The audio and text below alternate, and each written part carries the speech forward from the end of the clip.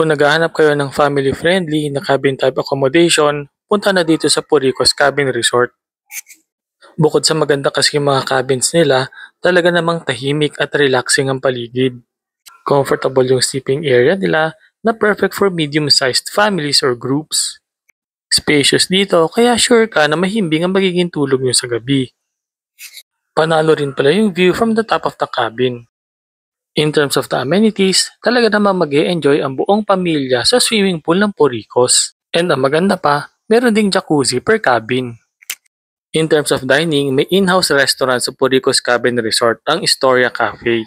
Kapansin-pansin na maganda ang interiors ng Historia Cafe dahil open din sila sa mga events. As for the food, masarap naman yung mga natikman namin pagkain pati na rin ng kape sa Historia Cafe.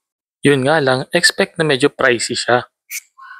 All in all, highly recommended ang Puricos Cabin Resort pag naghahanap kayo ng super relaxing at tahimik na family staycation.